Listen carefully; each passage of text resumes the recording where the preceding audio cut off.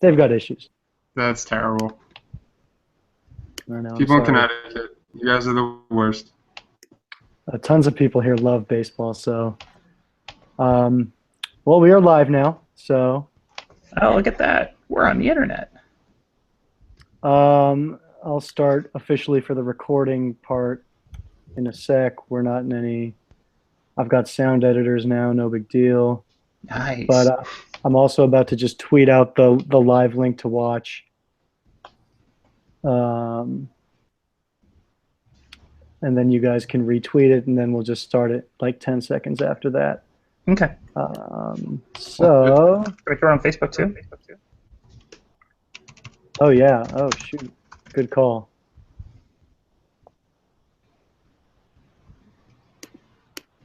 This is eating up enough of my stream where I am not able to watch Georgia Southern and Arkansas State right now. How did Arkansas State's like 0-4 right now, right? Yeah. Georgia Southern's laying 8 on the road. I kind of have to root. So we stole their coach and they lost their minds. Like Georgia Southern is like in the middle of nowhere and the most passionate football fan base following the triple option that I think exists. Like I've seen pictures from Georgia Southern tailgates this year where so they all sent these like very intense tweets at Willie Fritz after he left for Tulane.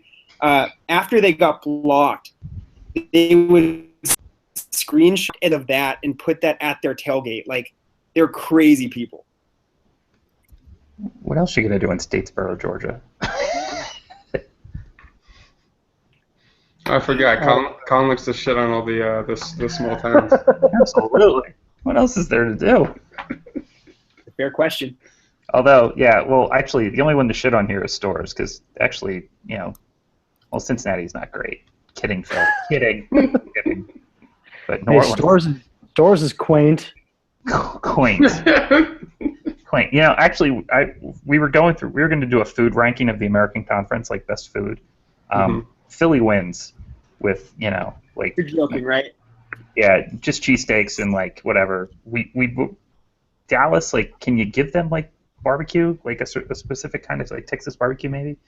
But we had Tampa second as Cuban sandwiches behind Philly, and then we were second in the division. But yeah, Tulane is the New Orleans is the clear cut number one there. Come on. I can't even. I should clarify for cuisine totally. Oh, absolutely. No, for sure. But like I'm talking like the thing that everybody goes to when they come to town. You know what I mean? Like if I'm going out to eat in a city, I would rather go to New Orleans than like anywhere. But like there's like a po' boy sandwich isn't necessarily better than like a cheesesteak. Does that make sense? No, because I think a po' boy sandwich is better than a cheesesteak. Really? Interesting. Yeah. There we go, chili eater. I like it. All right. Well, probably time for us to go ahead and get started. Thanks to any and all who are listening. This is Aman Kidwai, manager of the UConn blog, coming to you live, thanks to the wonders of Google and YouTube's technology. I'm here with an extraordinary crew of internet journalism type people. Very pleased to be joined today for a very special episode of the podcast. We've got Colin Sherwin from USF. What's up, Colin? How are you, man? Hello, guys. We got JP Gooderham from Tulane, Fear the Wave blog. What's up, JP? Glad to be back, Amon. Thanks for having us. Of course. And then last but certainly not least, from the Cincinnati site down the drive, Phil Neefer. What's up, man? You didn't get it right again, Amon. Knifer. Knifer. We should have gone over it before. That's my bad. It's all good. It's all good. I'm glad to be here. It's tough. Thank you for joining. So we thought with about 5 weeks of football, college football in the books, it might be time to put our minds together, chat about what's going on in our great, wonderful conference that we have the pleasure of all being a part of. We're going to start light warm up. Let's see how everyone's teams are doing. why not everyone just kind of give us how your season is going so far in a couple of minutes, and why don't we start with you, JP? Sure. Yeah, it's Fritzmas in New Orleans right now, I think, as we're all aware. It has been, I think that going into this year, it was interesting because you have a new coach coming in.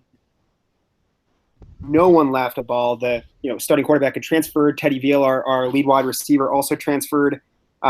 Complete lack of an offensive line. You have a coach who's coming in and installing a new scheme.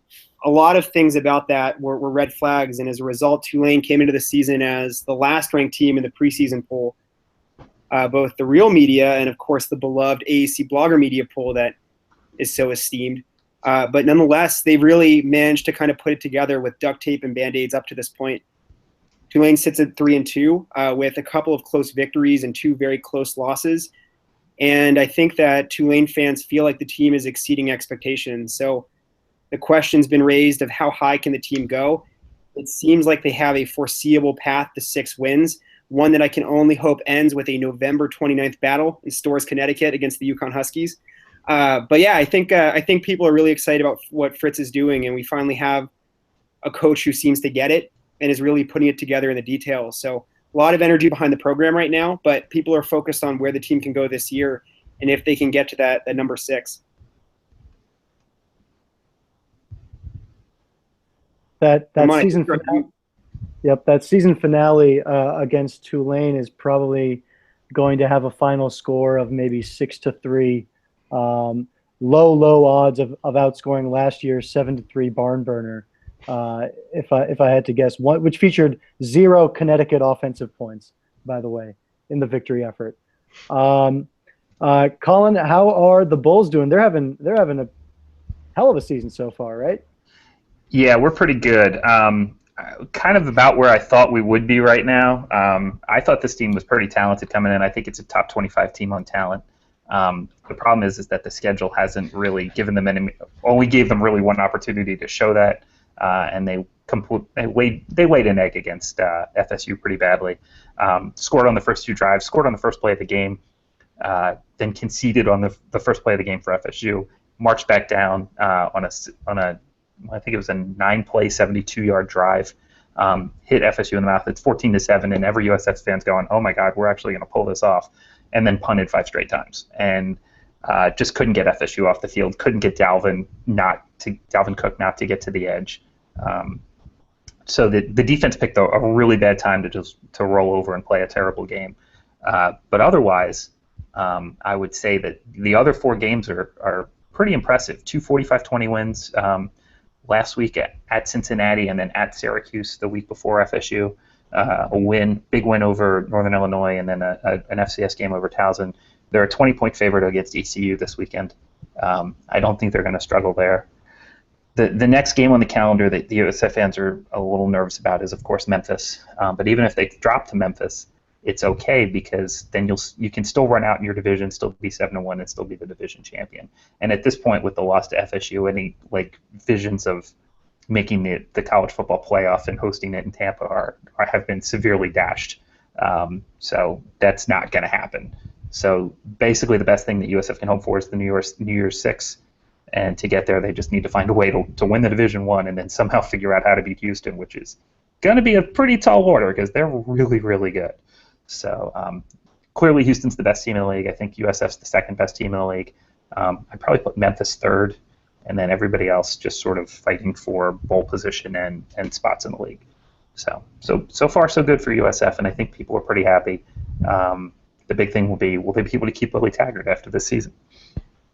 Yeah, will they be able to? Certainly. Right. Will be an interesting thing to watch, and I think we're looks like we're setting up for a Houston USF in the American Rising Conference Championship game, second ever. So I think that's definitely an intriguing matchup, and I'd give USF more of a chance than maybe your average college fan or maybe Vegas might, in that game. So we have that to look forward to probably. Phil, how are things going in Bearcat country? Well, it pains me to hear JP and Colin both be super optimistic about their team because I could not be less hopeful about this season. I came into the year with thinking, all right, maybe they can just put together 8 wins. That they can show some sign of life that like Tuberville isn't just kind of collecting a check and punching the time clock. And it has not been like that. They barely beat Tennessee Martin. They barely beat Miami of Ohio. They did beat Purdue pretty badly, but they let Purdue like run their offense all over them, so that did not feel great.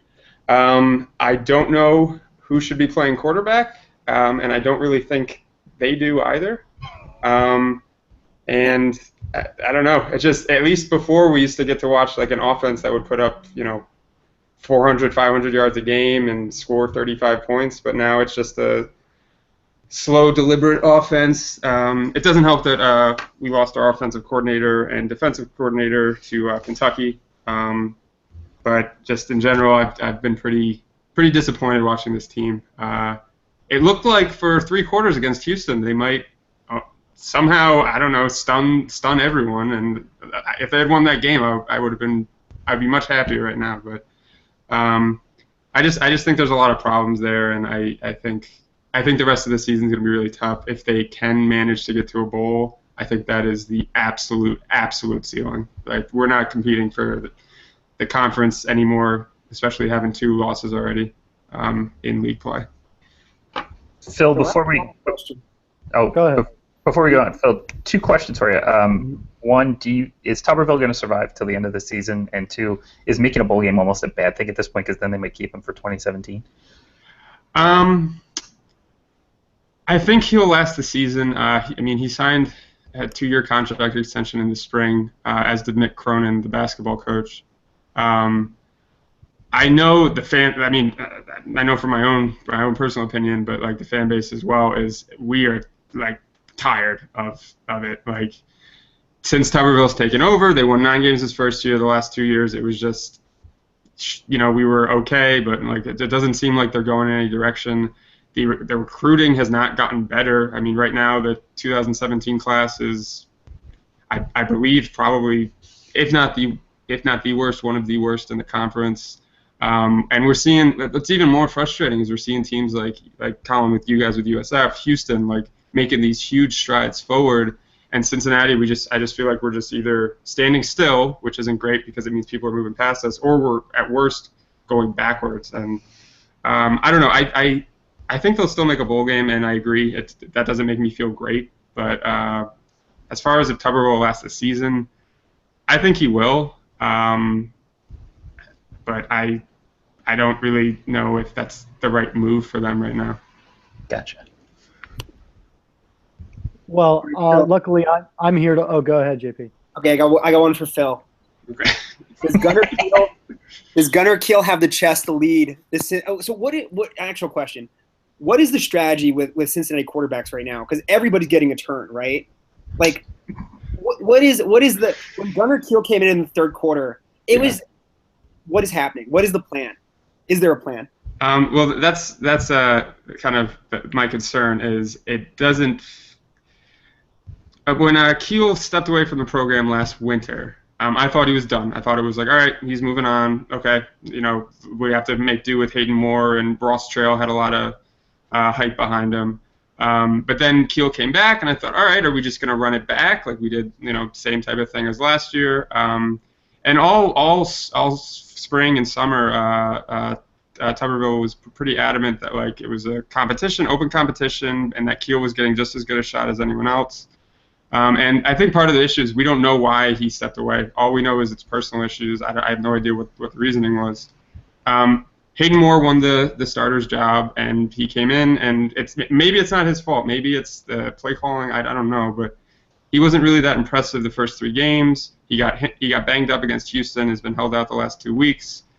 And it was a total surprise that Trail started against Miami. I had gone into it like previewing it like Moore was the starter still, so that was surprising. Even more surprising is that we had just come off a game where we hung with Houston for a while, and it just seemed like, is this really the time to try to get a redshirt freshman like real experience, real playing time, or should we try to go back to the guy that at least ran a really effective offense for us? But they didn't, and then I thought, all right, that just means Keel is here he's here, but he's not really. And then he played against USF, so I have no idea. I have no idea what's going on at quarterback, and it's really concerning because the offense has been really not great, and a big part of it's because I don't think there's any continuity under center. And to make matters worse, you have that big UConn game coming up on Saturday against the Big Bad Huskies. So that's true. Further complicating matters there. Well, I'll balance out the group here and be the one who's the second person who's not in great spirits about the state of the football team at my school right now. The Huskies had expectations going into this season. I mean, nothing crazy, but 7 wins, 8 wins, beating Syracuse would have been nice. Instead, really stumbled out of the gate against Maine. Did not look particularly impressive at Navy until they made some changes, but then flubbed it at the end with a chance to win. Beat Virginia, who jury's out on how half decent they might be. And then lost to Syracuse, really, start to finish, lost to Syracuse, and then blown out at Houston. I mean, that's not really a major concern. That's what happens when the 80-something team plays the number 6 team in the country. But the offense has not looked particularly good. The defense, known to be a strength, still somewhat strong, but has given up a lot of big plays, which is not the defensive plan. I'm not in a spot where it's saying, time to fire, or really, really question the direction the coaching staff is moving in. But the lack of improvement from the offense has been particularly frustrating for UConn, particularly because we've seen some moments, and I think maybe Colin, you might have some insight here, but we've actually seen the offense change up its style a little bit and do quite well. And so we keep saying, just keep doing that. Just spread it out, get the ball out quickly. We've actually got some decent playmakers. They're just never getting the ball. Hoping for the Nevolution at some point is where we are. So I watched your game against Houston, Amon, and I watched Sheriffs look, I admit I am the number 1 Brian Sheriffs hater of the conference. Like, I just think he's a terrible quarterback. But he had plays down the field to make and just missed them. Well, if he can't do that, then what's he going to do? Like, scramble for first downs? Like, he can't. He has no other skill set. He has to make those throws. And when he doesn't, it's like, his mullet looks great in a helmet. I give him that. But, like, other than that, he just doesn't do anything that can help you win football games. But I agree with you. You've got some players that can make plays. 5, your wide receiver, he's clearly got, like, huge ability, but otherwise, like, I don't understand what Diaco's trying to do. And punting on 4th and 3 from the +38 was a crime. That was a crime that needs to be investigated by, like, that. I think I said the crime needs to be investigated by the Hague when it happened, because you're on the road against a top 10 team. You get down in that territory on a 4th and 3, and you get a net 18 yards out of a punt. What are you doing? Just stop. Like, that, inexcusable game management, and the Navy game management was inexcusable too. So I can see how fans get really frustrated with that. Yeah, I mean, overall, to be 2-3 at this point is not horrendous or too far off from expectations. I mean, they're all reasonably tough to very tough teams that we were playing, except for Maine. But the way that it's gone down has certainly been disappointing, and I think we'll see in the coming weeks how much Diaco wants to stick to his guns. But right now, in the American, there's shaping up to be a lot of 6 or 7 win caliber types of teams, and so differentiating oneself amongst that pack is going to require a little bit of offensive ingenuity. So TBD, man, TBD on the Huskies. It's a tough stretch. So we got Houston. Cincinnati is usually pretty good and has dominated UConn the past 5 years, and then we're at USF the following week. So not a very forgiving stretch of the schedule that the Huskies are enduring right now. Yeah, that's tough. That's just a tough run. And going back to sort of what Phil's doing with the quarterback, like I feel like, you know what? Play the kid, play Trail. Like if Moore can't go because he's hurt, then play Trail, because you have to. Like USF is getting the benefit now of all of those games where Quentin Flowers was a freshman and terrible. He learned from his mistakes. He got better. They put in more of an offense that catered to his skills, but they figured out what those skills were because they could just run him out there and know that they were going to lose. That's okay. So if you're in that position, like you want to go young, it's kind of like dumping in the NBA. Like trade all your players, lose a bunch of games, try and get a better draft pick, but like just get these players experience. And I feel like UConn and Cincinnati should just be in that boat where play your kids, let them go make mistakes, and try and line them up for the future. Oh, at this point, I'd agree with that 100%. My argument with why I didn't understand why Trail started the first game he did was because at that point the teams were just coming off losing to Houston. Like it's not like oh no the season's over, but then losing as badly as they did to USF. Clearly there's a lot more wrong than just the quarterback issue. Sure. The other problem is also Moore is young too. It's not as if Moore is this established guy that got injured and he'll be out for the year and then he'll graduate. They're going to have to be juggling and determine which one of them is the better option. Right now, I couldn't really tell you. I guess Moore because he's had time. Like that Trail, I don't think has looked very good at all. And it's not totally his fault. I mean, he's being asked. But there's a lot of pressure on him to save the offense. And the same would be said if Keel started. Everyone would assume, all right, we're putting in a new quarterback. Everything's going to be saved. I mean, this is still a team that has. I think it's they lost their top 6 receivers from last year. So for a team that wants to pass a lot, that's still tough. And Nate Cole's played really well, and I really like Khalil Lewis, and Devin Gray's a transfer guy that's been good. But I mean, none of them are Shaq Washington or Chris Moore or Max Morrison, at least yet. So I think I agree. At this point, I think since at best Cincinnati's going to make a boring bowl game and play some team from the MAC or something.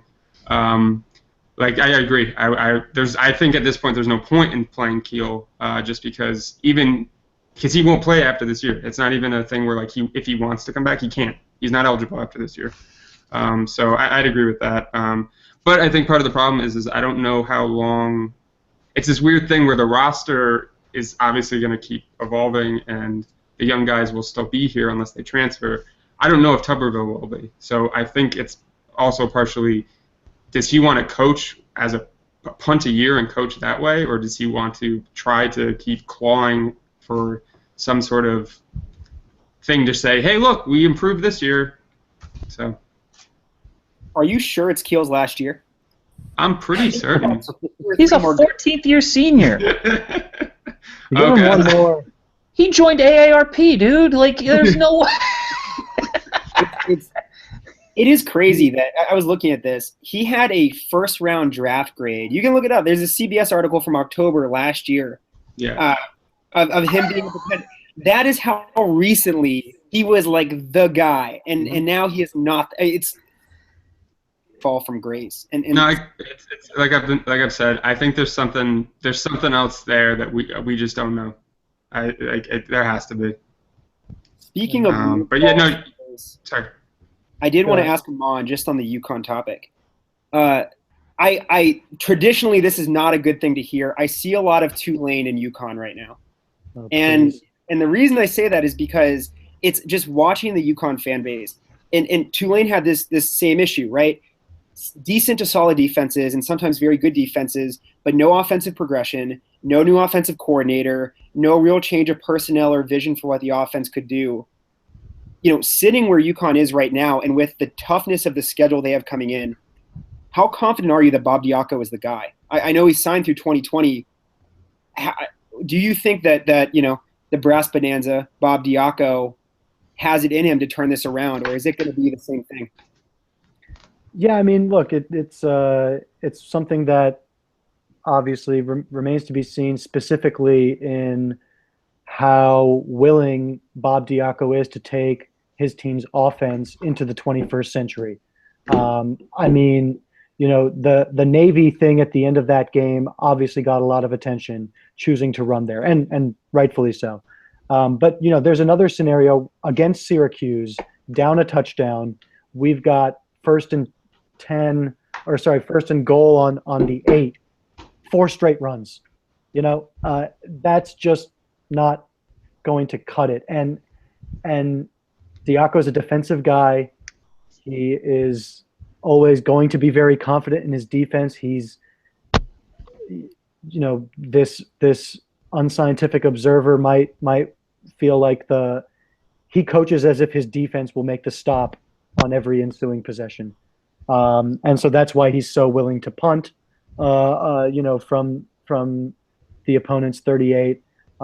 He talked about how when he first started as a graduate assistant at Iowa, the coach over there used to punt on 3rd down. He said that this week. He said that in his press conference. He said, not that we would do that, with a crazy twinkle in his eye that he has. But he really did say that in his press conference. So to the extent to which Diaco decides, I see it very similar to USF, where it's like you've got this plodding offense, and you need to make a shift. Everything is dictating that you make a shift. You're not ever going to have at UConn, you're not going to have the offensive line to run a run-first pro-style offense. This is our mid-major curse right now. You're not going to get a good offensive line. The 5 best linemen go to Alabama. The next 5 after that go to the next best school. And that's how the entire top 25 fills out. So, if we're at this situation where we're disadvantaged at the offensive line, and we don't have an awesome quarterback, you got to get the ball out quickly. You got to have him making short throws. People don't believe me because nobody studies UConn football, but we have offensive playmakers. Noel Thomas is a grown-ass man, and we've got multiple good tight ends. Arkell Newsome is a hell of a running back, but nobody's getting the ball enough, except for Thomas, actually. They have, to their credit, gotten Thomas the ball.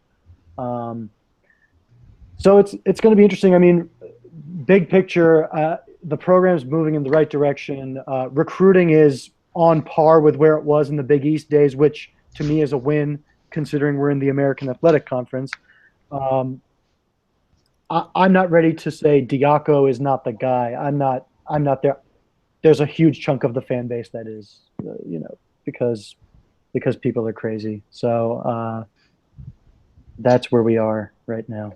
Through the first 2 years and 4 games of Willie Taggart's era, we were trying to run Stanford stuff, and we're just trying to pound the ball into the line, and we have kids that run like deer all over the field, and we're trying to pound the ball into the line, and it was stupid. And the other thing is that the way college football has evolved with the rules, you can block 3 yards downfield. You can pretty much hold on the interior whenever you want. Well, if you can do those kind of things, you need to be a quick strike offense. Who's running a system where you can just sort of pound it into the line and still get away with it? Alabama. Stanford's getting smashed this year. Even they're starting to struggle with try and play big boy football. The triple option teams are a completely separate deal, but if you want to win, you have to throw the ball because it helps, 1, with recruiting, and 2, just the way the rules have been structured for the modern game. There's too many good quarterbacks out there now. You go to these Elite 11 camps, all these kids are studs. Colin, where are the good quarterbacks? USF has always had a problem recruiting the position. Ever since like Matt Grothy left, we really just couldn't ever find it. We had BJ Daniels, and he just never got the help that he needed, and all that kind of stuff. But now, like, our fourth string guy was the Elite 11 MVP, or third string guy was the Elite 11 MVP. He got kicked off the team a week ago. Like, and he was the Elite 11 MVP in 2013. Played 2 years at UCLA, transferred back to USF, sat last year, tried to play, and they kicked him off the team. Because we got two kids in front of him that killed him in practice. So, like, they're out there. There's guys out there who can throw the football. And yet, it's just the way the position is coached. There's so many more guys who can do it now. If you want to be a good offense, you got to find a good quarterback. You got hopefully two, and then go out there and let them throw the football. And find athletes in space. It's the only way you can win nowadays. And be in Florida. Or as close to it as possible. Well, one of our guys, we never recruit outside of Florida. They did that study of where all your recruits come from, and no one had more recruits closer to their campus than USF in the entire country. So, but our backup quarterback is from Ohio. So that's a position that, Bobby Bowden always used to say that, my job is to keep the Florida kids home and then go out nationally and find a quarterback. And I think that's kind of where you got to go. That's a position where, like, we had a kid who left who's now starting at Western Kentucky tomorrow night, Mike White. He's a good player. He's a really good player, and he just couldn't find a fit here because he didn't really do what Willie wanted to do with an offense. It's sort of like a run spread. But, like, a kid like that, he could play at Cincinnati tomorrow probably. All right, so let's move on a little bit, talk about what's going on with some of the rest of the conference. Very clear that Houston is quite good. I think that's been apparent from basically 15 minutes into this season. We knew that this was going to be a really scary good Houston team, and that seems to have held true 5 weeks now into the season. We can all pretty confidently say we're all voters in the AAC blogger media. What's it called, JP? It's the exact name? Oh, you got it. It's the AAC blogger media poll. And the best part about that is, unbeknownst to me, the actual beat writers were doing the same thing and have their own, but I think ours has picked up a little more traction. So, I think we have Houston and USF. They've been unanimous 1-2 for a couple of weeks now at this point, right? Yeah. I don't think I ever dropped USF. I think I went them 1-2 pretty much all season. Yeah, I feel like most people did, but there's definitely some interesting conversations to be had about basically, 3 through 11. I think we can right now comfortably slot SMU into that 12 spot, but really from 3 to 11 right now today with what we know, it seems like any one of those teams could beat any one of those other teams. Besides maybe, the top end of that, Memphis, Cincinnati, who probably still has a leg up on some of the other ones. Thoughts? I think Memphis is 3. Yeah, I'd agree with that. And then 4 through 11, yeah, it's pretty wide range. I think, but Memphis is a solid 3, and since he's a 3-point favorite at UConn this week, but I wouldn't be stunned if UConn won that game. I mean, I'm taking Cincy, but it wouldn't be like too completely out of control to think that would happen. So East Carolina's not great, especially now if their quarterback's not starting. UCF, I still don't know if UCF is good. Like, I can't quite. I think they might be. They're definitely better than they were last year, but I don't know if they're like somewhere between. I moved them up quite a bit. I mean, relative to having them at like 10, I think probably, or 11 before. I moved them up quite a bit for the road win against ECU. I mean, it's not an easy thing to do. Yeah, I'd agree, especially coming off of the year they had last year where they couldn't win at all. So I went on the road, even if ECU isn't that great. Like you said, I think they still belong in that 3 to 11 discussion where who knows where they belong. But I agree with Colin. I think Memphis is clearly number 3. I'd lean Navy 4, I think. And Temple, I think, is Temple's just a paradox. There's times where I'm like, oh yeah, okay, yeah, they're like kind of like USF light, but then there's other times where I'm like, oh, they can't move the ball at all, and so I don't really know what to make of them. I feel like they've gone through this. They've gone through this cycle like more than once now. They started with Al Golden, where they got good. They made a bowl game. People were like, oh, they're on the rise. And then Golden left. The team kind of fell a little bit, and then Steve Adazio got them up a little bit more, but he just used them to get off to BC.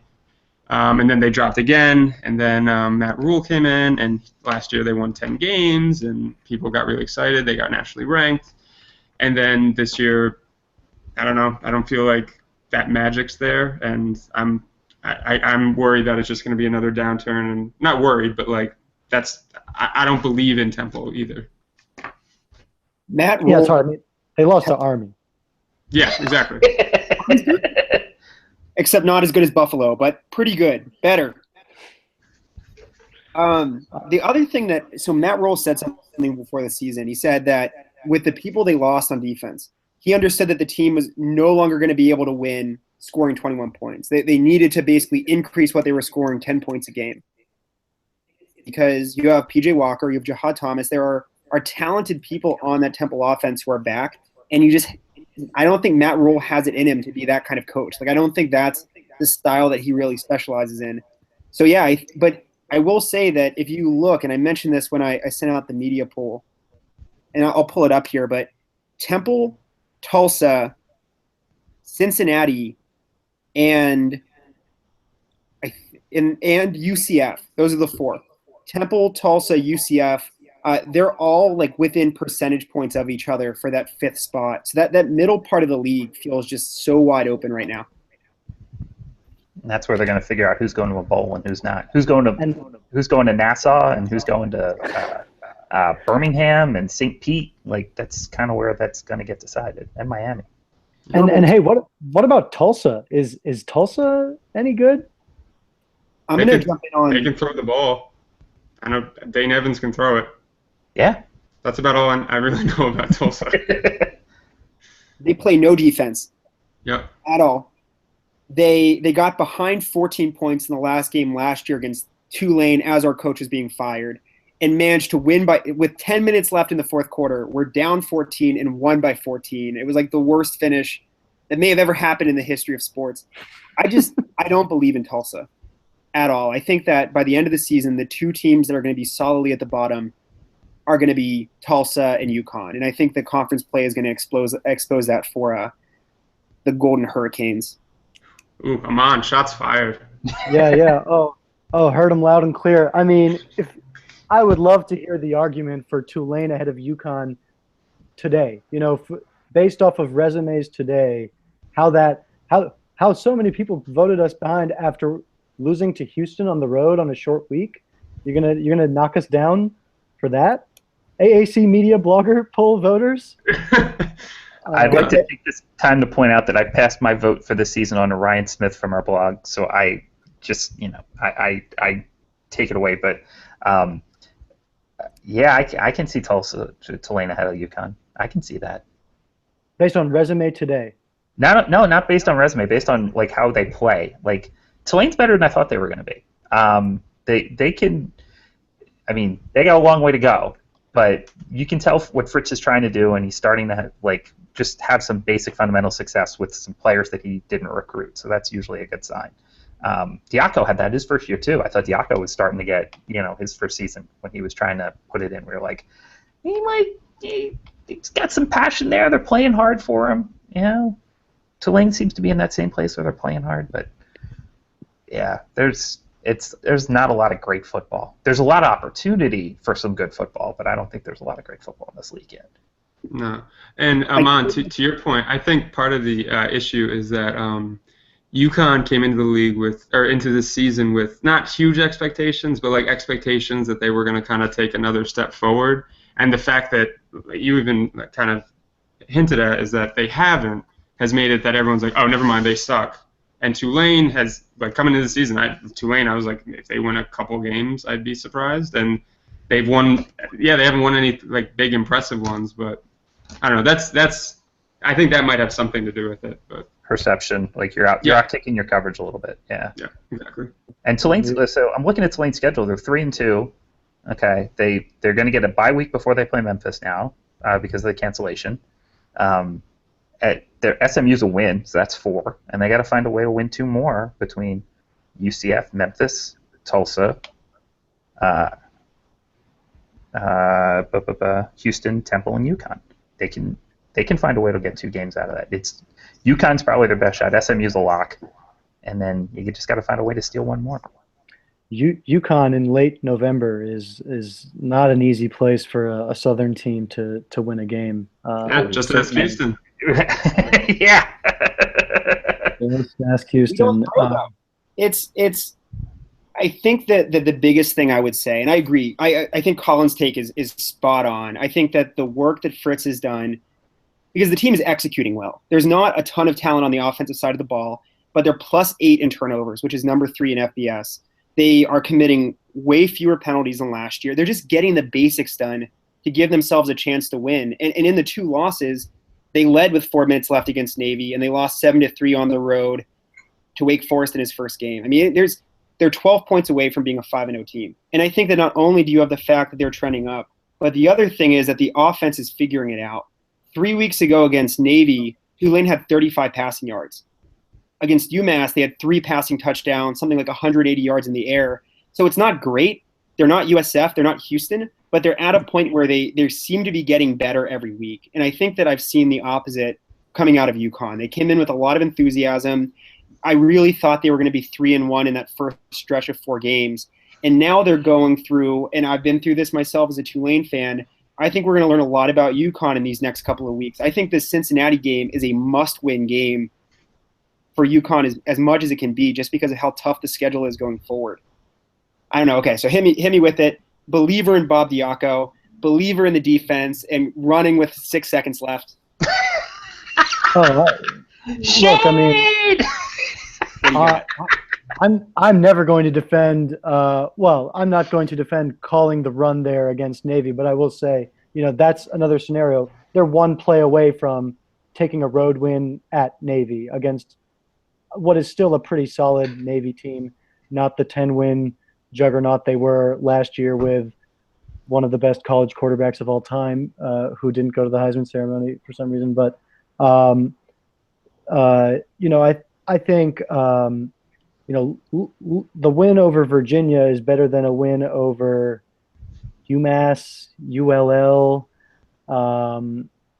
and the team has still performed well against good teams. And, we'll see what happens. I agree with you. Cincinnati must win is really, really strong because, given the stretch of the season that they're in right now, with sandwiched between a Houston game and a USF game, and who knows how tough or not UCF will be, as well as ECU on the road the week after that. Temple's a team who's done well against UConn as well. But we were 3-5 last year, facing a stretch that had ECU, Houston, Tulane, and Temple, and found a way to win 3 of those to get into bowl contention. So I think there's still some tweaks that are to be made to this team, and hopefully we see something a little bit different across the middle and end of this season. Because, yeah, definitely what we've seen so far has not been great, but numbers, depending on how much you like to believe in the S&P plus and all that, seem to favor that UConn's right about where they have been, or where they should be. UConn, Tulane, both 5-6 going into that last game of the season. Winner goes to Nassau, loser goes home. That would be fun. That is a watchable football game right there. It's going to be cold. It's UConn in late November. I am so down for that. That is why the American Conference will exist. It's basically a bowl game in and of itself, if you think about it. It's right after Thanksgiving. It's like a high school, showcase game. And what was the score 2 years ago, JP? I feel like Tulane won last year 12-3, or 2 years ago. Oh, it's worse. The first game, so UConn has not scored an offensive touchdown against Tulane ever, but they are 1-1. And 2 years ago, it was 12-5. Yeah. Oh, yeah. So it was like an interleague baseball game, and then the year after, 7-3 with a pick six touchdown for UConn, and maybe 200 yards of total offense between the two teams. Yeah. So we have that to look forward to in the cold of Connecticut, November 29th or something like that, or 26th is the exact date. Rock fight. Hopefully we can get a UConn offensive touchdown. Colin knows all about UConn not scoring offensive touchdowns and beating his team. I think we had a streak of like 4 years where we didn't score an offensive touchdown, but won 2 of those games. So yeah, I don't want to focus too much on this burgeoning Tulane UConn rivalry that the nation is turning to. I have one last question on this. Bob Diaco does not seem to like the option. And he always seems to have a soundbite about how he doesn't like what Navy does, and he feels like he doesn't like preparing for it. And now he's in a position where he's going to be facing an option-heavy team in a cold environment. How do you take that? Do you think that's a real thing at this point, or how do you perceive that? So and I don't know, I legitimately don't know how this, if this applies to Tulane, but his big gripe is with the blocking. The cut blocking that they use on the offside, and he goes, I've never left a game against any of these types of teams without a couple of defensive players having lower leg injuries. So I think that's probably his biggest gripe with it. I mean, it certainly is a shock to the system in terms of preparation. Obviously it's so starkly different from anything that anyone else runs for the most part. He is I think he's done pretty well though against it. I mean, did a good job of stopping Navy eventually this year, and has played Army as well with great success. Recently with great success. And then I think it's going to be a matter of if he feels like his defense can win those one-on-one battles, which against Tulane they have a better shot than against Navy, and or a lot of other teams for that matter. I think if he believes his defenders can win their one-on-one battles, I think he feels pretty confident about it from a game planning perspective. So that's having seen it so many times. That's an interesting point. Like, we only got one Western Division guy here, but if you're in the Western Division now, like, you're playing twice a year, you're playing an option team.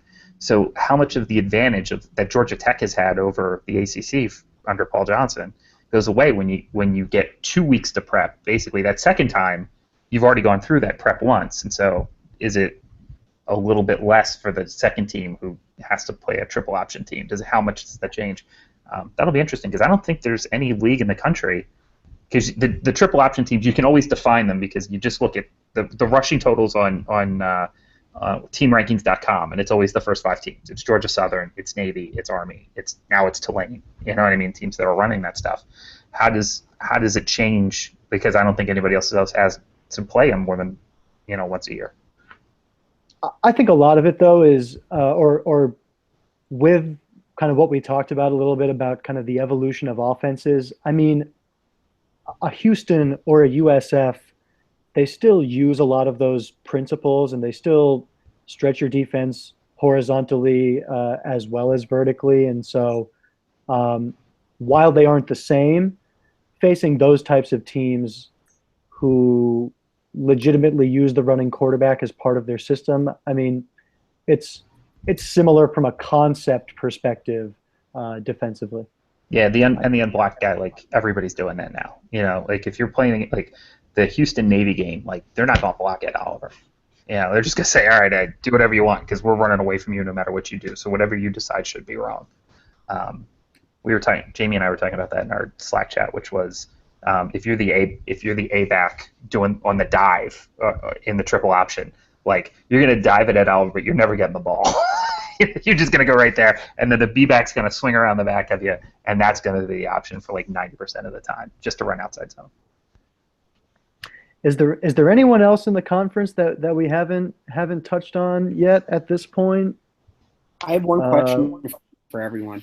And we touched on them a little bit. How legit is Memphis? It makes no sense to me how well Memphis is playing under. And I think Norvell's a good hire, but they dropping 77 on the MAC champion. I mean, they have completely exceeded what I think the wildest expectations would be. How legit do you think Memphis is, especially once they get into these conference games? I have no idea. All that Fuente talent's still there. Yeah, like he left a lot of. I mean, they lost Paxton Lynch and they lost Fuente, but they're still. He recruited really well when he was there, so a lot of those guys are still there playing. Can they keep that recruiting going? I think would be the bigger question. Can they keep it up? I agree with that. Yeah, and I think this week against Temple will be a big. Again, not that I'm super confident in Temple, but I'm also. I mean, like we talked about, Houston, USF are the only teams I'm confident in. I think Memphis is the clear number 3 right now. I think this weekend will show if they just roll over Temple, then I think that shows that they are really like maybe we should be putting them like up towards where USF Houston is. If not, then it might just be that they played well to start and they are just part of this weird stew that's in the middle for this conference. I guess the last interesting game in this league this year is going to be that Memphis USF game. That's going to be the last one where like. You're going to learn something because Houston's just going to roll everybody. Yep. And so it might be the last chance to really learn anything about any of these teams is going to be Memphis USF. So, and any of the top tier teams, I think. Yeah. I think in entertainment value may not be super high, but we're going to learn a lot from the games against ECU, UCF for all of these other teams in this muddled middle. Jockeying for those coveted bowl slots, 11 a.m. the morning after Christmas and the like. So, well, hey, look, we talked a lot about the football in the conference, and by all indications, it seems, despite the absolute tsunami of rumors and speculations that we had to deal with this offseason, it looks like the American Athletic Conference is intact for now in the short term, right? Yeah, I guess. Sorry to Phil, right? Sorry to Cincinnati fans who, by all accounts, Cincinnati seems like the lock, if the Big Ten actually is expanding. But Boren and on those guys, they just couldn't stop being dumb, stepping on their own toes, and making this a joke. Yeah, my take with all of that is that it's becoming now where, I want Cincinnati to be in a Power 5 conference. Even with how the program's going, it seems like in reverse, so it would be really brutal at first. But it's starting to be like, is the Big 12 like? It just seems like it's a mess. They don't know what they want. Do you really want to get in bed with that? And then a few years down the road, like Texas breaks off, Oklahoma breaks off, and suddenly you're just in the same spot you were. I don't know. You're begging the AAC to take you back. I mean, they would. It's the same thing that we went through like 10 years ago when like there was the opportunity for the Big East to grab 4 schools from the Big 12. And then the theory would be that Texas, Oklahoma were going to make like a Pac-16, and then it was going to come to the other side, and then it didn't work out. It could still end up happening. And logically, Texas could play independent if they really wanted to. Like they're the one school that could just go, you know what, we have a network already. We don't really need to play in a league. We can play our Olympic sports and basketball, and somebody will take us. Like the ACC takes Notre Dame. They could really get away with that if they wanted to. Oklahoma's probably in a little bit of a different position. They probably need either the SEC and ironically, they could go to either the SEC or the Pac-12. I don't think the Big Ten's looking at expansion right now, but who knows? No one would not take Texas's call, right? I mean, Texas could call the NHL right now, and they could be. Their TV deal is just, but I will say, and Phil, I feel for you because I think there are 2 outside of the Big 12 who absolutely is a loser in this, because now they have a deadline. 2025, the ESPN deal runs out. There's no extension of the grant rights. But if I'm a Cincinnati fan, I would be peeved because it seemed like they were a lock. Yep. But the other one that I think is interesting, I think we are living in a 30 for 30 right now, because Houston, from the outside right now, is in a phenomenal position, right? But the underlying thing of that is they've spent $120 million in a new stadium. The school has subsidized the athletics program by an additional $20 million for the last 3 years. They actually have increased I think the average cost of attendance by 20% for student fees related to athletics.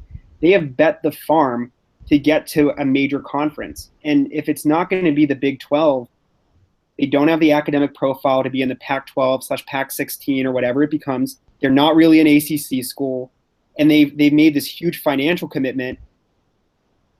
So A, you have the financial side. B, your only chance really of keeping Tom Herman with Texas, USC, and LSU coming calling is that $5 million bonus they were going to give him. I think Houston this is almost like the end of an era for what they were trying to become. I think it's going to be very difficult for them to pivot out of that. So a couple points on that. I mean, Houston's had a number of really good coaches come through, do quite well, leave, and they've managed to make it through. Similar to how Cincinnati did it for a while. I mean, they had, keep me honest if I'm wrong here, they've had Kevin Sumlin, and they've had Bryles before. So yeah.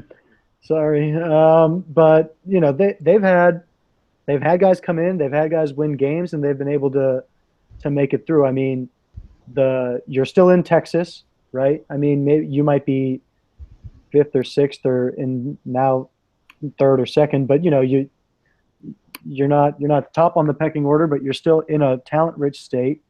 The subsidizing thing, I mean, Phil, I don't know if this is also the case for Cincinnati, but a lot of schools are doing this in the interim to make up. UConn is certainly doing it to make up that gap. UConn, Cincinnati, and USF actually are the lucky ones in that they have, relatively speaking, in that they have the Big East buyout, the Catholic 7 buyout money.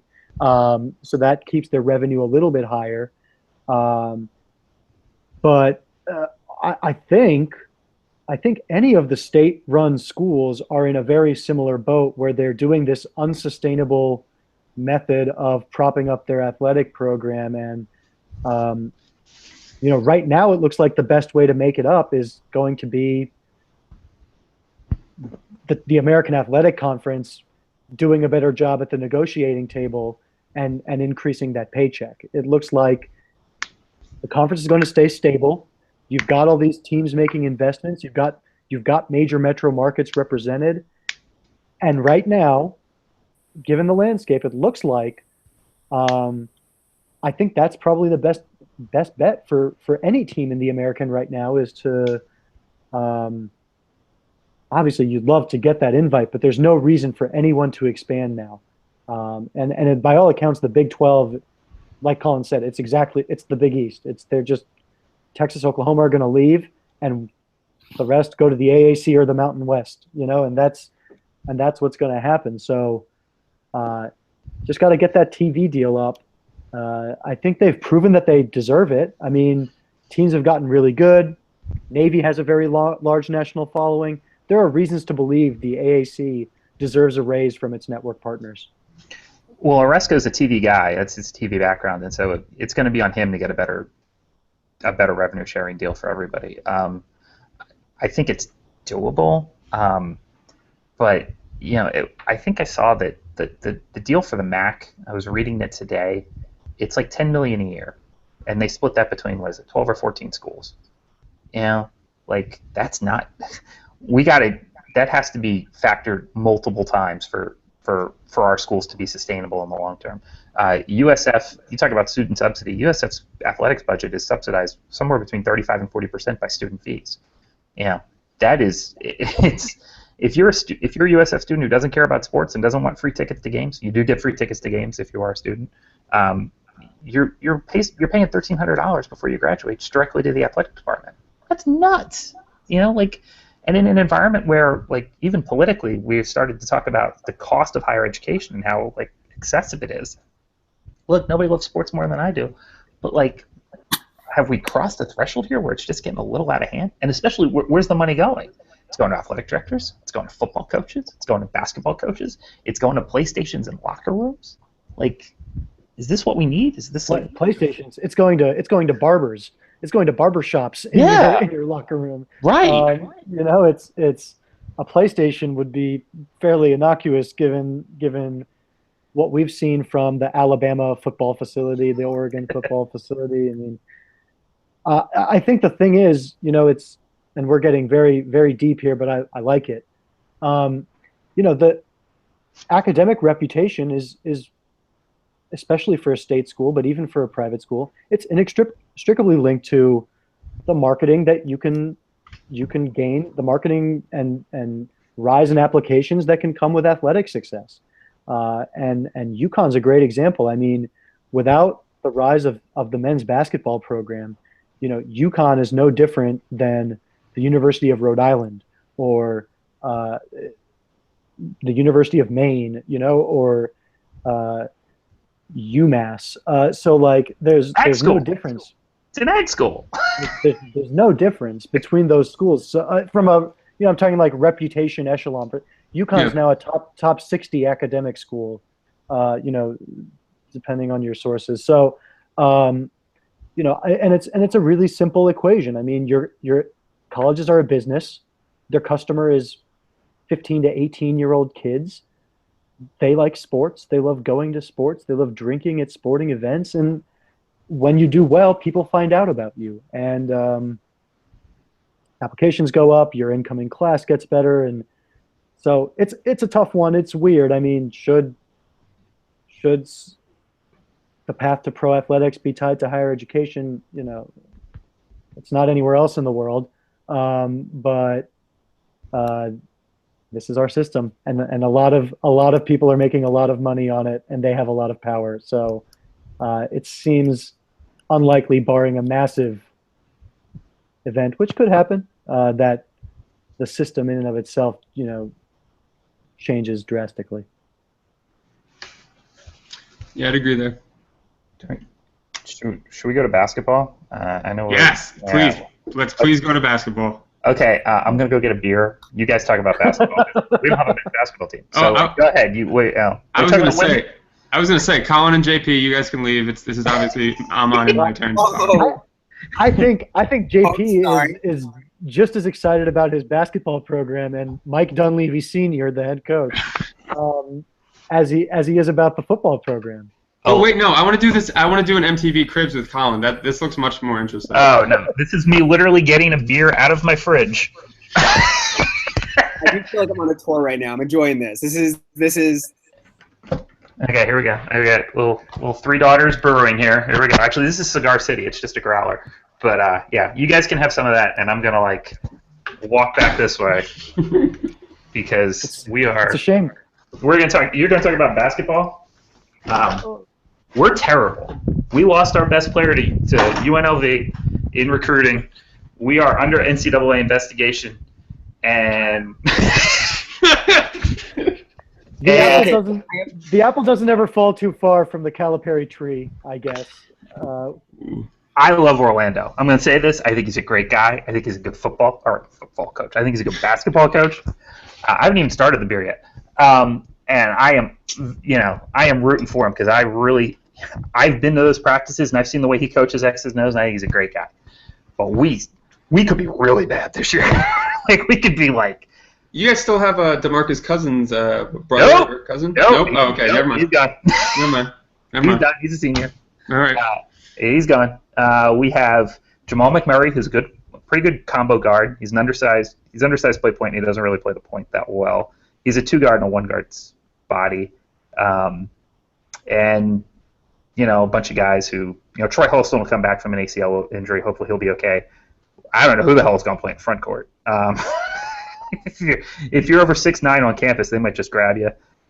Ruben Guerrero is going to be a senior. He's not. He's a super nice kid, but I don't know. I'm not very excited about basketball. So you basketball schools talk amongst yourselves. I'll get my East Division based football banner ready. I love that you just included Tulane, and you should. I will say this. Troy Dan in our AD is the man. I mean, he cannot miss. every hire so far has turned out. Tulane volleyball was 292nd in RPI last year. They're a top 100 team right now. It's worked out. And above, Mike Dunleavy Sr., it's very interesting because it almost struck me as a little bit of a Tommy Tuberville type hire.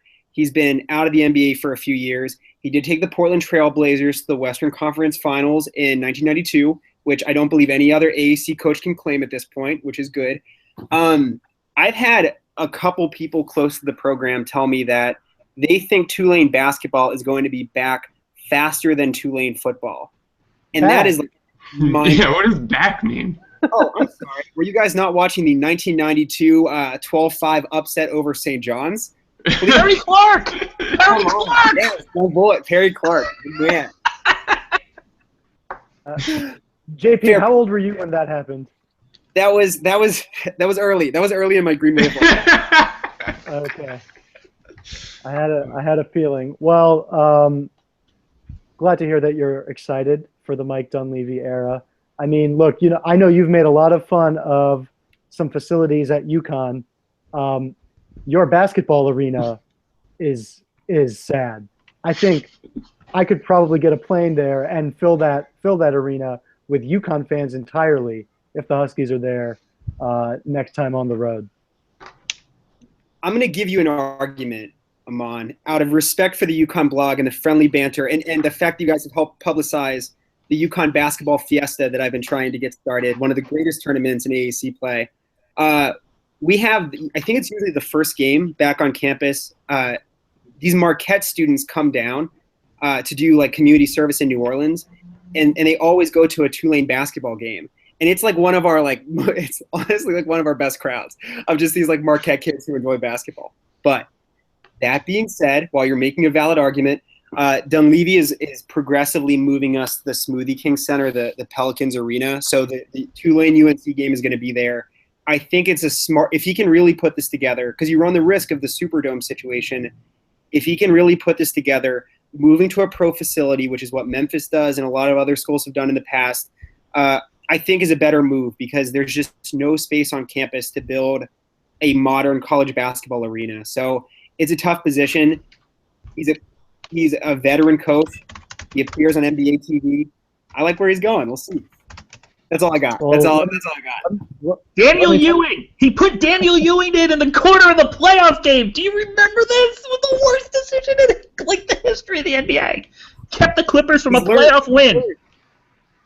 I will tell you. I mean, it's nice that you do have the pro facility, but in my experience, the American Athletic Conference slate does not really offer up too many opportunities to really fill an arena like that. So I think you're right. You do run the risk of the Superdome effect because how many people are showing up for Tulane ECU hoops? How many people are showing up for Tulane USF hoops? I'm going. It's not great. I'll make the drive. Colin does a lot of things. I think Colin's probably going to the volleyball game at Tulane as well. Any excuse to go to New Orleans. I have done that. I have gone to volleyball games at Tulane before, and I am going, and we're going to bring a whole bunch of our readers to Tulane for 2017 for football. We are quite excited for that trip. Like, very, very excited. That's going to be a lot of fun. So shall the adults resume the basketball conversation now at this point? Phil, how are we feeling about Cincy hoops going into this season? Well, it doesn't help that football has been terrible, so it's been kind of like we need to get back to basketball. Of course, the taste in my mouth from last basketball season is still pretty bitter, thanks in part to your squad, Amon, and St. Joe's. We're so good. And this, it just. We lost that 4 overtime game, and I was just like, how? Like, how am I gonna like watch them play again? And then they played again, and somehow they found another way to just. That was the story of last year. They just. They could have beat Iowa State. They could have beat Butler.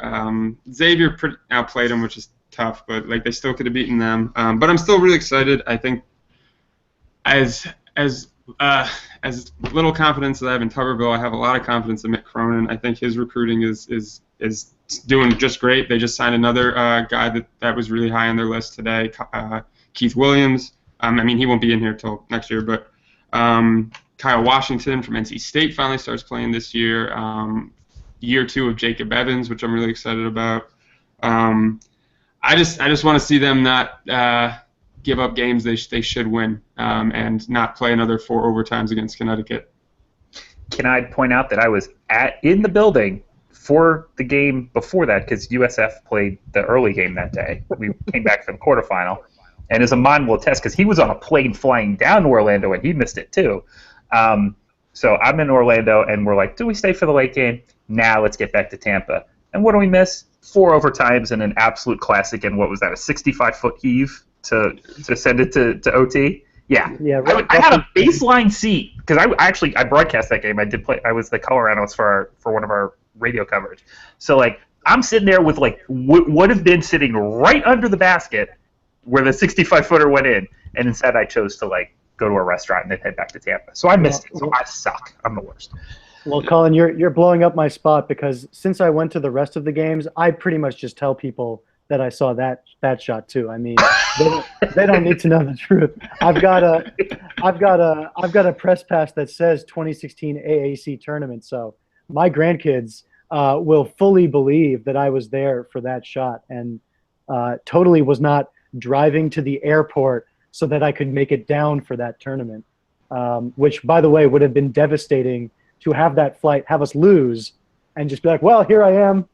I'm in Orlando for the AAC tournament with 25 of my closest friends, because I think who was the semifinal? Was it Memphis Tulane in the semifinal after we beat Temple?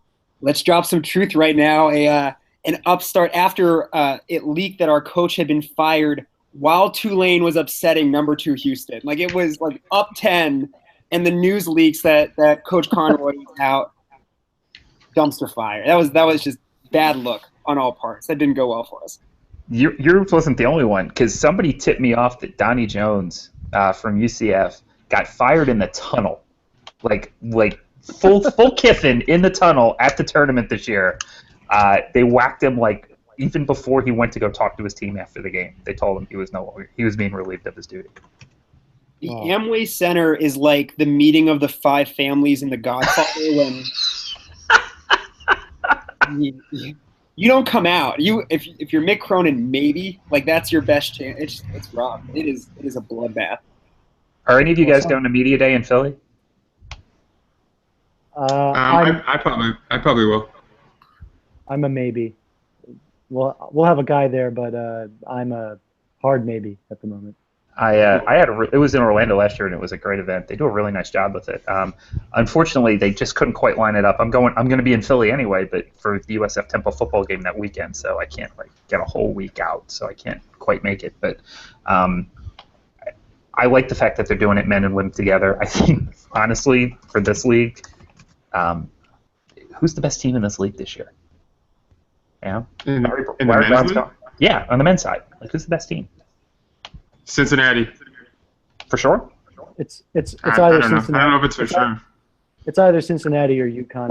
I don't think SMU is expected to be a competitor this year, and I think the preseason, obviously, immensely flawed, but preseason rankings have UConn in the late teens to early 20s, and I think Cincinnati is around the same. Yeah, right in that area. Yeah, I think it's going to be Cincinnati or UConn again, which is awesome because everyone loves watching games that either go 4 overtimes or that don't hit 100 on the over. Yeah, they won't cross 60 for sure once each. It's just first to 60. That's all it ever is. Brutal games. Hey, it's a lot of fun. That's a lot of fun. Cincinnati last season averaged more than 70 points per game, so Nice. Which was helped by the shot clock and all that stuff. So. Hey man, whatever it takes to get that, put the ball in the basket. Gotta put the ball in the basket. Mm-hmm. I mean, UConn. So they're losing, or they lost from last year's team two pretty interesting pieces: Sterling Gibbs, Sean Miller. Those guys are pretty good. They were both grad transfers. The two seniors they lost were kind of deep bench players, and so returning most of their core. Got a transfer, newly eligible transfer, top 50 guy in the class of 2014, Terry Larrier from VCU, someone who we're expecting to fill in for Daniel Hamilton, who did leave, probably the best player in the conference last year, ended up declaring for the NBA draft. He's in the D League now. But we're pretty excited about Jalen Adams, combining him with incoming freshman Alterique Gilbert, who was a McDonald's All-American. Down low, we've got Amita Brima, the human eraser, 7 feet tall, not very tough, but he is what he is. He can definitely block and alter a lot of shots. And we're a fairly deep team, so I think UConn has a lot of new pieces again, but we have also the best basketball coach in the conference, maybe the country. Who knows? Who knows? Remains to be seen. A guy who was Gino? Coach of the in the men's conference. Russ. Okay. I'm kind of with you on that. I think Ollie's a rock star. The only thing you're going to ever lose that guy to is the NBA too. Like, he's a really good coach. Yeah, and it would have to be a really good NBA job too. I don't think he's leaving for the Milwaukee Bucks or anything like that. I mean, if he got a chance to go to LA, where he grew up in LA, that might be cool. Some other major market team with a lot of good pieces, maybe. But I think he still has some unfinished business at UConn that he wants to tend to before he hands it off. And I mean, yes, head coach of the 1992 Western Conference champions is certainly impressive. I will give you that, JP. But to have played in the NBA as recently as 3 years ago, to run that open, we do a thing to kind of unofficially kick off the season called the Husky Run. It's a 5K run. The players usually do it with fans. Ollie usually runs that, and 3 years ago he actually won it. He beat his entire team in that run. I mean, to have a guy who was teammates with Kevin Durant, that's something that nobody comes close to touching. So we're really awesome. We had a top 10 recruiting class in basketball. It doesn't matter at all, according to people who have made their money in football. Even the ones who are mediocre at it, but have I'm not talking about you guys. I'm talking about like Syracuse, being like, all anyone cares about is football anymore. It's like, you guys are garbage at football. Who did you make that argument? Lots of people admit, what? That basketball doesn't matter? What? Everyone loves. That's why we're not in the Big East anymore. I was at Syracuse for our game up there 3 weeks ago. They are very accepting up there of their line in football. They understand that there's, like, in that division especially, there's sort of a line that they cannot get over. So they're just sort of like, well, we're just sort of we are what we are as a football program. But they think that that for basketball that they should be a top 3 team every single season, and it's Well, what's good for Syracuse is that as opposed to like Cincinnati or UConn is they still get to play like big time basketball, and there's, even though they're not a football powerhouse, they're trying to muddle along there. They still get to play big time basketball. I know for Cincinnati and UConn especially, we got robbed of being able to play big time basketball. And it's not something where I think Cincinnati or UConn was like, oh no, we don't want football. Like, obviously they both still are really invested in football, but it just sucks. It was like, I would give anything to go back to those Big East days. Like, I don't know, it's not the same. No offense to Tulane, and I know USF was in the Big East with Cincinnati for a while too, but we played some good football games. We didn't play a lot of good basketball games. No. But hey, everyone has their place in the world, and Just yeah, it is unfortunate, and I think I wonder have Cincinnati fans talked about? Now they probably don't because they're good at football, but they don't ever bring up doing something with football and going back to the Big East. Do they ever do that? Oh no! I will. The thing is, like, I think I am actually kind of in the minority is in that I am much more Cincinnati basketball than I am Cincinnati football. Like as a quote fan, and I think the majority of people in Cincinnati, just because it's Ohio, like you're right next to Ohio State, you're right near like it's football country. I think it's much more that Cincinnati wants and Cincinnati's fans want football to be the top tier thing, not basketball, and it's too bad because their basketball tradition is amazing, and so. Yeah, man. Hey, Oscar Robertson. Yeah. Pretty sweet. Yeah, I mean it's been a while since they were like top 10 team in the country, but we just find the next Kenyon Martin and we're right back there. I was just gonna say like Kenyon Martin, Steve Logan, Donald Little, like guys like that. Like who's the guy who punched the horse? You know what I'm talking about. He was good too.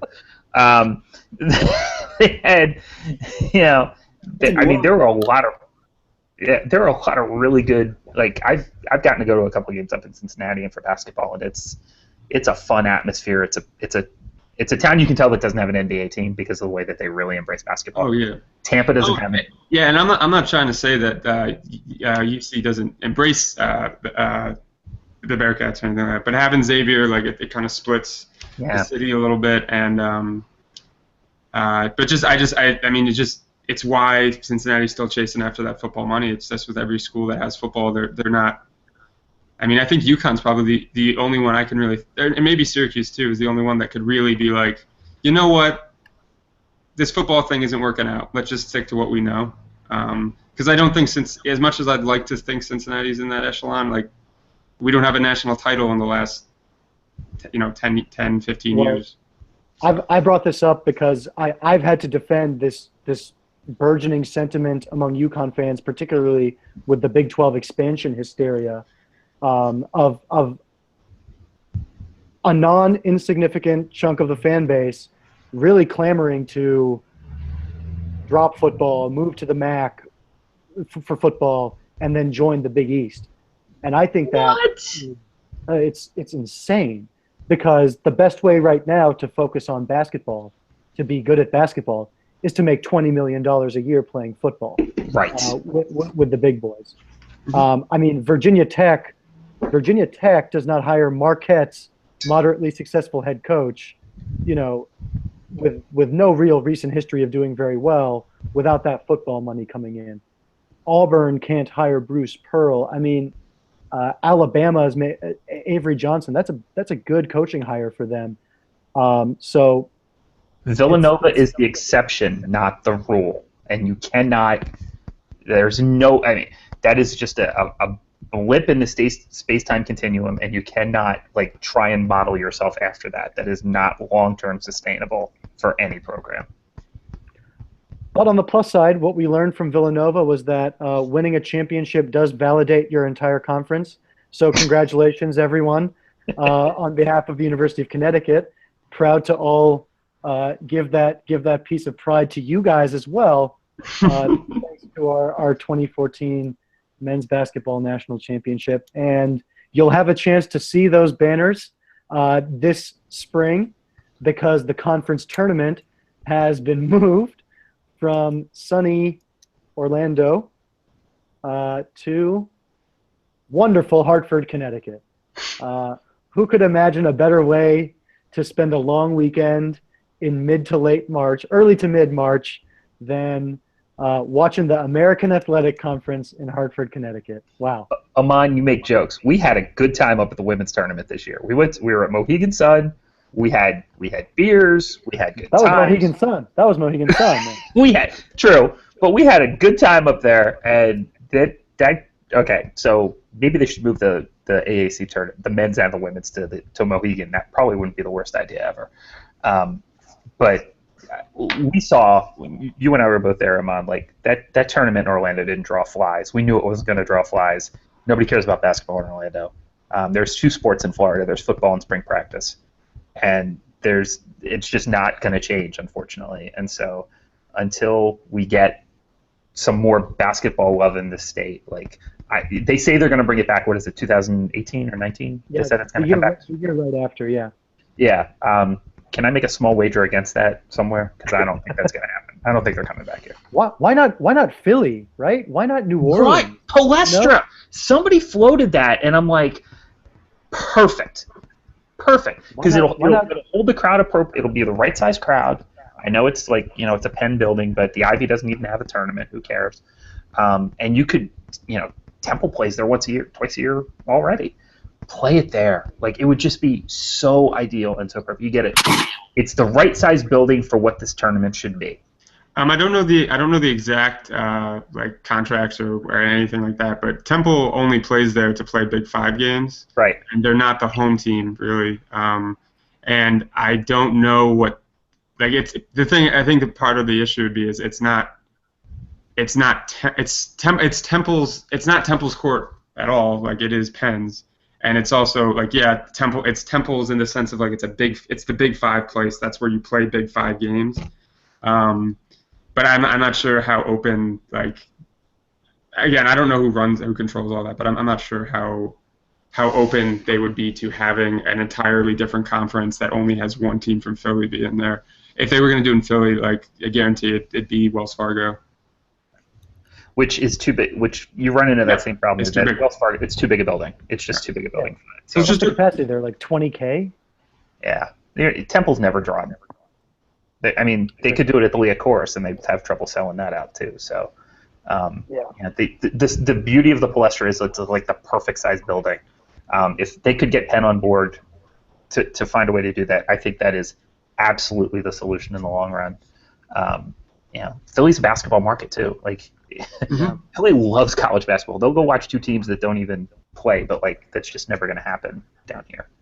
Yeah, either way, you've got to imagine there's better options than Orlando or going back to Hartford. I mean, nothing is wrong with appeasing the kings of your conference, but at the same time, no need to go back there. And why not explore the studio space? You've got New Orleans in your pocket. I don't understand why that's not the location of anything. Every regular annual event that needs to occur. To be completely honest, that is something that we're underutilizing. If you wanted to shift basketball though, and you wanted to keep it in Orlando, move it to Disney Wide World of Sports. Get it out of the Amway Center. The Wide World of Sports. It holds like the Milk Center. It holds like 6,000-7,000. It looks like an old-fashioned field house, but it's got great amenities. It'd be perfect. Lots of options. We've basically fixed the conference. Go ahead. I was just going to say, I to Colin's point, totally agree. I think in terms of basketball, centralizing in the Northeast probably makes more sense, just in terms of like access of who the teams are. But like for football, honestly, AAC Conference Championship should have a permanent home instead of switching. It should be New Orleans. That gives you access on I-10 to Houston, goes through Tulane. Then you have UCF and USF, who are going to be contenders presumably for the near and far future. And it's a football state, right? I don't know. The conference runs really good events. Like I've always the media days have been awesome, but the conference championship selection process has always been very weird to me. Like I feel like they don't maximize what they can do there. I will ride for either Raymond James Stadium or the Citrus Bowl. I went to the FSU Ole Miss game in Orlando this year at the newly renovated, what we used to call, when I went to high school not that far away from there, and we used to call it the Citrus Hole. They've done a really nice job like punching it up. It's a much better facility than it was. The atmosphere at that FSU Ole Miss game this year was one of the best college football atmospheres I've ever been to at any game. It didn't feel like a neutral site game, but it was amazing. That would be a really good place to land it. I think Ray J would obviously, it's different because that is actually USF's on-campus stadium, whereas if you use the Citrus Bowl, it's technically not a home game if UCF got there. If it came to Tulane or to New Orleans, I think the Superdome would probably be the way to go. You wouldn't want to actually play on campus. So just if you wanted to do it that way, that would be the way to do it. But I think you got to play it on a neutral field if you can. I think what you guys are all forgetting is that Nippert Stadium was just renovated, and Fifth Third is in the middle of being renovated.